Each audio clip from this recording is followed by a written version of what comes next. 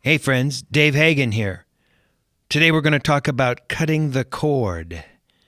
That's today on the Financial Wellness Podcast.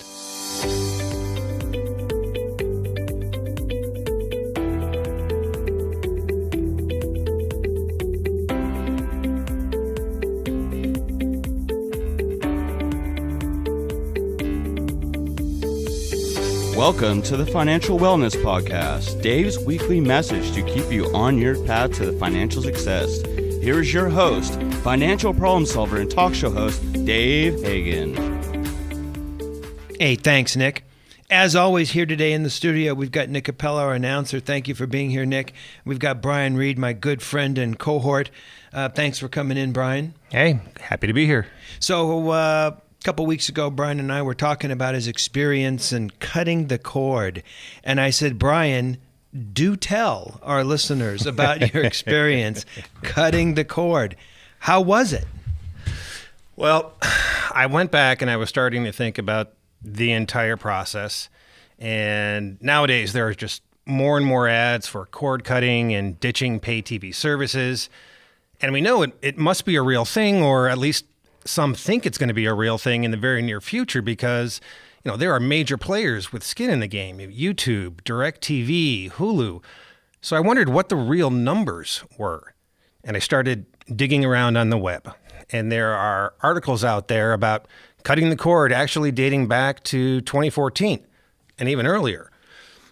Obviously, 2014 is too long ago, so I filtered through the results, down to within the last year. And I actually got a ton of hits from just last month. And most were quoting a research group called eMarketer. So this was on USA Today's Talking Tech page dated July 24th, 2018. And it's entitled, Cord Cutting Accelerates with Millions More Expected to Leave Pay TV for Netflix, Hulu, and Amazon. And I'm thinking, great, here we go. We're going to get stats. And the article starts. The research firm eMarketer suggests that this year, 6 million more TV viewers will depart pay TV for internet video services such as Netflix and Hulu. And I'm going, perfect. Let's hear the evidence. You know me, I love the evidence. Article goes on. The number of cord cutters, so those who cancel pay TV service, is expected to climb 32.8% this year to 33 million. That's higher than the 27.1 million cord cutters expected for 2018 as eMarketer forecasted last year. Now, time out. You guys see what they did there? They seem to be defining a cord cutter as any customer who cancels their pay TV service.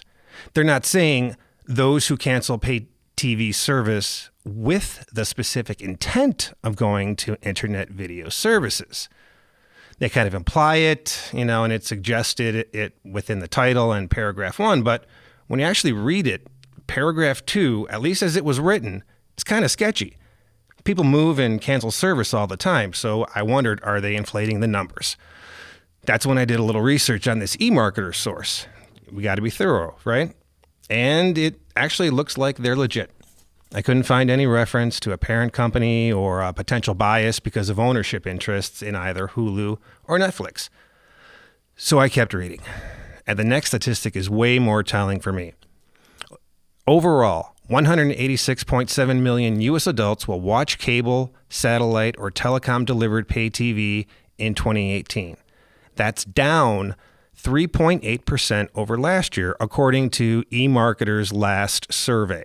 And that's based on 30 different research sources. And that decline is higher than the 3.4% drop in 2017. So now, to be fair, this is saying nothing about people joining up with Netflix or Hulu or similar. But if we agree that the majority of people are watching content, and in these polls, the number of people who answered, yes, I have watched cable, satellite, or telecom-delivered TV in 2018 is 3.8% lower than expected, then the people who make up that 3.8% are getting their content somewhere else. They've got to be getting it from somewhere, which means, by process of elimination, they're streaming it directly, cutting out the cable middleman.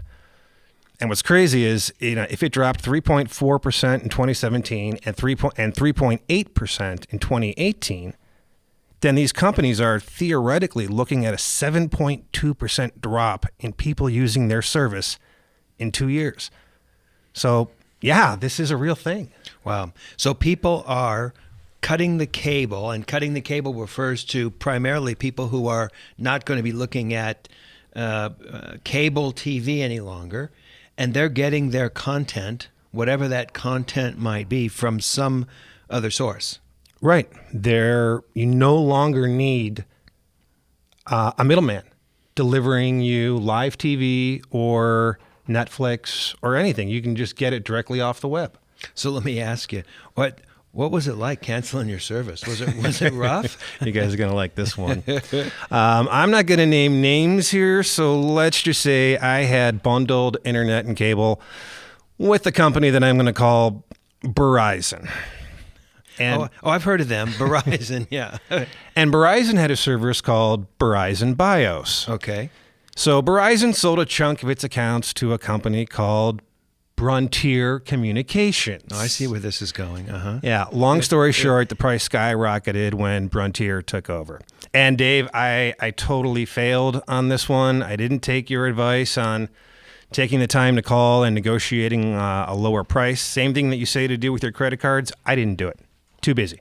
Well, probably cost me an extra $1,000 actually. Yeah. We get all too busy, and who wants to call up and deal with 3 different people, 3 different departments, not knowing what your leverage points are to try and save a couple bucks. It's tough to do. It should be done, but it's tough to do. And this is when it gets even stranger. Okay. So when I had a problem with my cable, I called Frontier. Customer service person I had wasn't helpful at all, even gave me attitude, and that kind of released my underlying anger at the price increase. And I snapped. I told the guy, okay, I'm done. Cancellation department now, please. Guy responds with, yeah, they're closed. Okay, shocker, right? So they make you jump through all these hoops to even get to the cancellation department. You can research this. It looks like all the companies do this. But now I'm mad and motivated. So I set a reminder on my phone. I called them back, and eventually I get to the cancellation department. And the woman who answers either is or at least has the voice of the sweetest grandma you ever heard. Now, this is actually a brilliant tactic if Frontier staffs their cancellation department with grandmas. They get the credit for the diversity hire while playing on people's grandma emotions. Because she looks at my account and is so apologetic. This should have never have happened. Your account got lost in the changeover. They should have adjusted it to, oh, Brian, I'm so sorry. And I totally started to fall for it. Here's what I'm going to do for you, sweetie. And she says, sweetie, and at this point, I'm 9 again. Yeah, you're back on board. I'm back on board. Yeah. I'm 9 years old. My grandma just bringing me a tray with a grilled cheese sandwich, tomato soup, and animal crackers with the giraffes picked out. Because grandma agrees giraffes are stupid. Yeah. All right, so she tells me we're going to get you back to the price you should have been paying, okay? I'm like, thanks, grandma. And, stay with me, honey, because there's this fee, but I can get you a credit. I'm thinking, no giraffes, and she gets me a credit? And that's when everything stopped. Credit. That's what I wanted. A credit for $1,000. I was overcharged because grandma admitted this should never have happened. Your account got lost in the changeover, blah, blah, blah. Did you get your $1,000 credit from grandma? Yeah. If you want to see a grandma turn on you faster than like Babe Ruth on a fastball, ask for $1,000 credit. Yeah. Because it was all downhill from there, Now, really, I don't know if I was 100% geared towards canceling that day or if I figured Frontier's notes would somehow indicate I was, an angry customer and should be offered a deal. But, that was it. Cancel it. Right now, I'm done. So she didn't offer you enough to stay? No. She tried to get me the price that I was theoretically, supposed to have. And then all these other charges she was going to wipe off. But once she brought me back to reality by saying credit, I was like, yeah, I want a credit. They said no, and I said bye-bye. Okay. All right. So what'd you do then? Look, I switched over. I cut the cord, and I went, all right, look, big picture, this really isn't a big deal. There's always ways to get news. It's not like you're giving up your cell phone. And I already had Netflix, and Hulu for their separate content.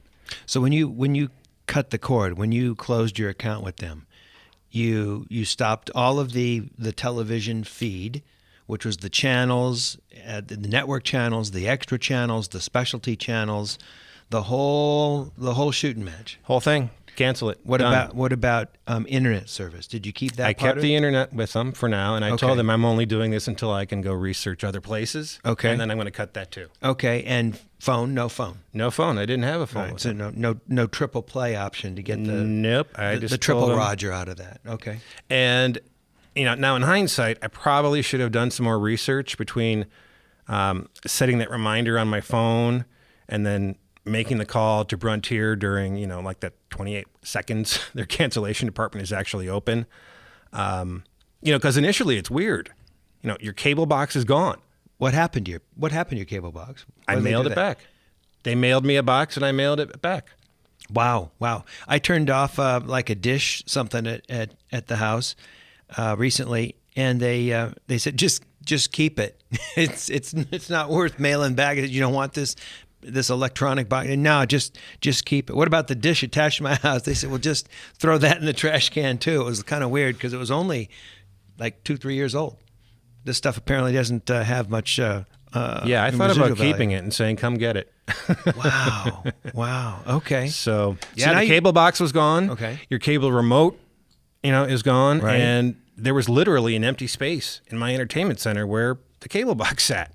What was that like? Ooh. It felt like something was missing. Yeah, was missing. Yeah. So now to do all of this stuff, you're either you need a streaming device. So either Apple TV, Amazon Fire TV stick, or a Roku, one of those things. Or, if you're lucky, if your TV is new enough, you may have these apps already on them. So I started by signing up for these free trials on the various online TV services. Again, we're looking at the majors here. So Sling TV, DirecTV Now, YouTube TV, Hulu with Live TV. They each have their own interfaces and different channel packages. So you're getting the same content, but the experience of getting to that content is different. It's odd. So just to understand, you're not getting the cable feed anymore, but the cable is still there, only giving you internet access, and these boxes that you've talked about let you get your television content through their boxes over the internet connection. Exactly. Wow. Okay. So now there were some issues. Okay. For somehow the annoyance of learning how to navigate through, just Netflix or Hulu when it's just, for their movies, learning that interface was almost, more acceptable or worth it because, it's still easier than finding your car keys, your wallet, getting into the car, driving to a video store, avoiding that freaky dude in the anime aisle, and then getting back home to just, get a movie. But this is TV. We're used to reaching for the remote and surfing, not bouncing around within these interfaces and just, trying to remember where the hell is the Discovery Channel again. So for a while, it felt, more like work. I was less inclined to watch TV because I had to figure out where stuff was. And I wanted that old remote control experience again of just channel surfing a little bit. So you still have a little remote device from your YouTube box or your Apple TV box, but it's a more universal kind of remote. It's a different. You're moving from levels to levels, whereas with a TV remote, it's just you're just pressing the up button and you're scrolling. You're surfing. Right. It's not as intuitive to surf yet, or at least it wasn't when I was first trying to do this stuff. So I picked up a digital HD antenna. So I can pick up the local channels off the air and kind of have that surfing experience again.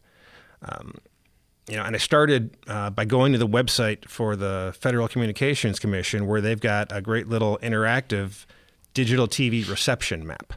So you go there, you type in your zip code, and it tells you where the TV antennas are in relation to your house.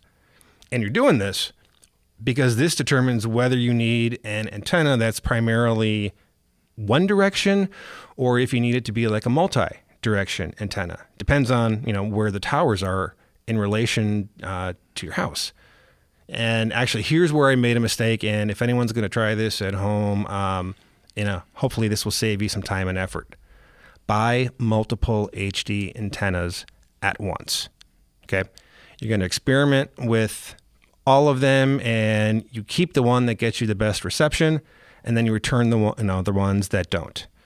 And as an FYI, experimenting can be kind of a pain in the butt because it takes time. So just bite the bullet, block off a couple of hours, and do it all in one day.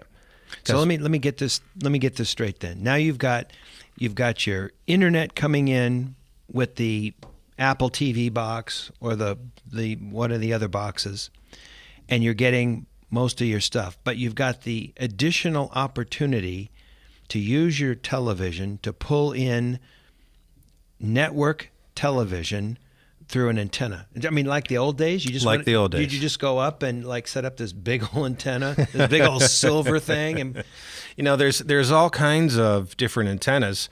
I just ended up as going through a bunch of different antennas and eventually finding the one that worked best. Now, when you're hooking it up, you place the antenna in a location, you connect it to a TV, and these are all indoor antennas. These are not rooftop. Yeah, the one that I got looked like a square plate. Yeah, basically. Yeah. Okay, all right. And then you let the TV run a digital scan, and it's going to run through and see what kind of channels it can find, and it can pick up the signal. And then you have to check each channel to see what it looks like. So you check a channel, you hit the up button. It takes a couple, not a second, but like a half a second to switch it over. And then you see how the reception comes in for the next channel. Okay. And unless you get lucky and you nail it on the first attempt, then you've got to experiment with the antenna in different locations. And this is where it gets to be kind of a pain because you have to move the antenna and then rerun the entire scan again, which kind of feels like forever. And now you've already forgotten how the reception was for the first antenna's position. Right. So it is a trial and error, and then you have to keep doing this in different locations with that antenna, and then you have to try the other antennas that you've purchased until you find the one that works, or at least works best. So yeah, I tried that with I bought an antenna and I've set it up, and I just couldn't get enough love out of that thing, and after a couple hours, I just walked it out to the trash. But I wasn't thoroughly committed to the process because I still had the cable as a backup. Yeah, well, you were kind of experimenting there. I think if you had cut the cable, then you would have invested a little more time to, just to find the I would have been antenna. more committed. Yeah. Now, when these channels come in, are they fuzzy? Yeah, fuzzy like the old days? No, it's not fuzzy like in the old days. It can be kind of pixelated as it goes from one channel to the next channel. But then when it comes in, you don't even notice the difference at all. Yeah, I've heard that once it pops, it pops. And then what you do is, because you're going to pick up a lot of weird channels, a lot of the low power channels that you would never even think to watch.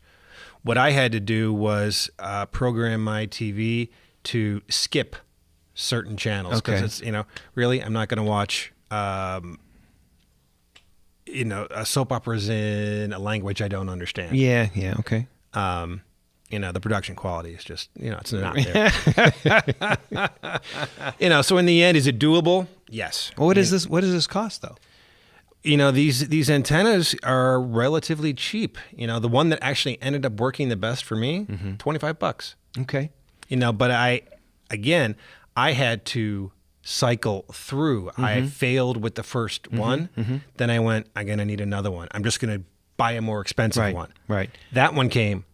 That one still wasn't working. Right. But over the air, you're going to get just like the basic channel, the 4 networks, a couple of local. You're not going to get like ESPN or Discover. You're not like getting that. any of that. Okay. So if and the monthly cost? Zero, right? Zero. 25, for me, $25 to finally get the antenna that worked. All right. 25 up front, and then nothing monthly. And you just get your basic channels for free. That's just for free, And then I still had the other, I was still experimenting with the other paid services over the internet. Right? Okay. So that's what you do. You just there's no downside to trying because you can always go back. Do you really think Bruntier is going to say, no, you left me a month ago and we're not going to take your money this month. Yeah. So with the antennas, yes, it's doable. There's, extra channels. Just tell your TV to skip over them. But if you're going to try this, be smarter than I was. Okay, order a few of these antennas at once. Do it all in one day. Otherwise, it drags out over a series of weekends, and it really turns into kind of a pain in the butt.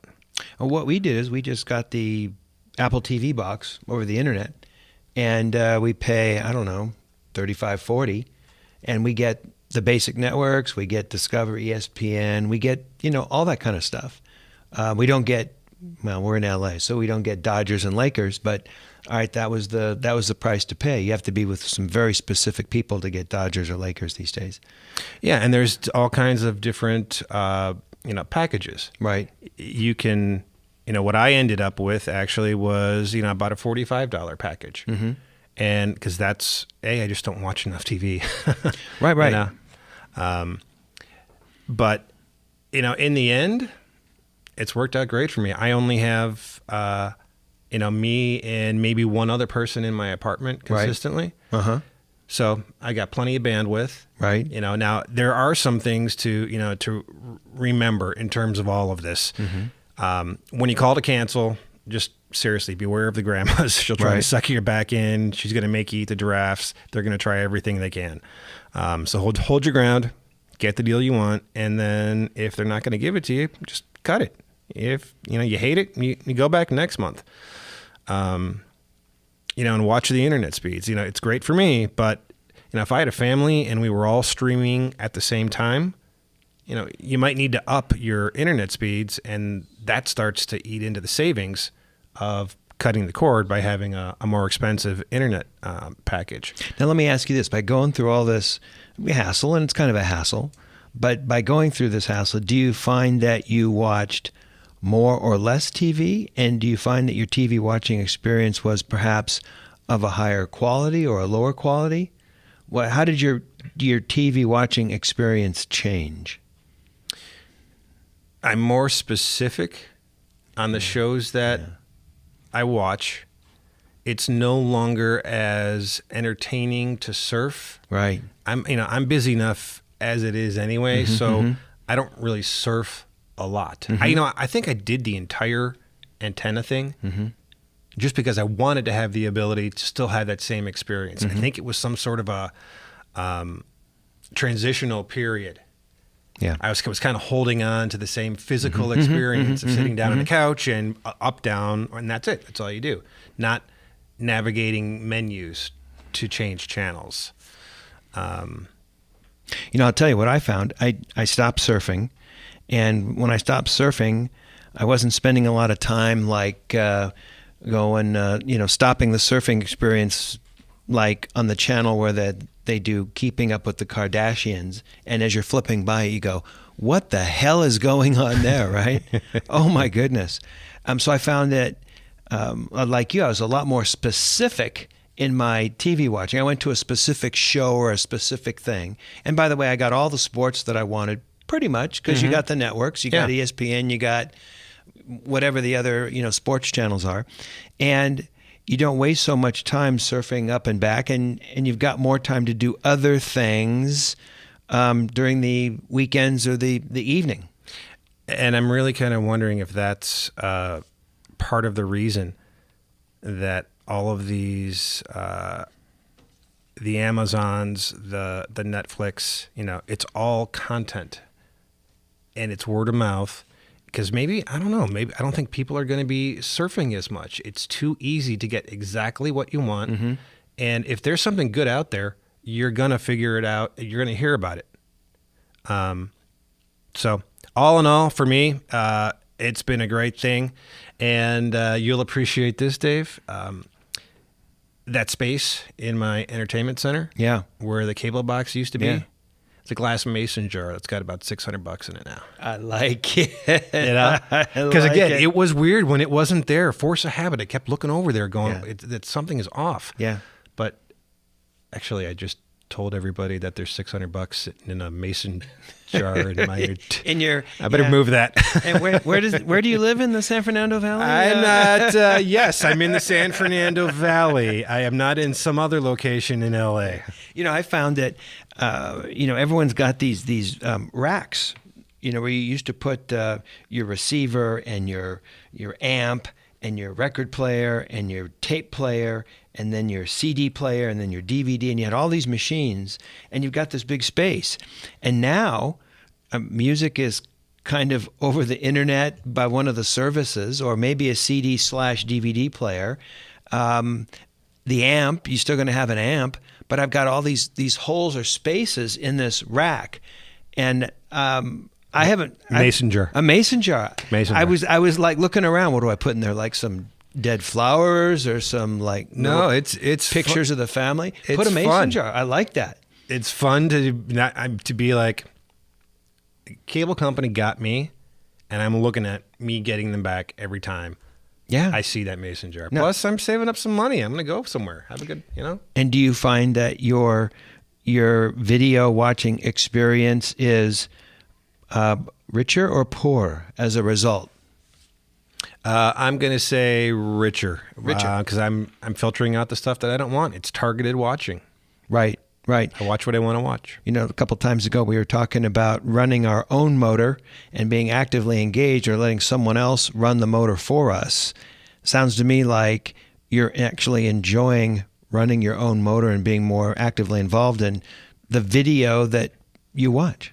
Yeah, I pick. I like it. Well, you know what? We've completely run over the usual time that we expend for the first part of the podcast, and so we're not going to get to emails today. This was just too interesting to talk through.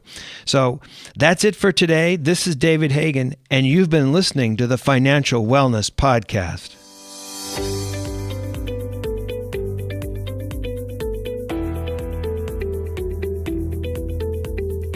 You've been listening to the Financial Wellness Podcast, Dave's weekly message to keep you on your path to financial success.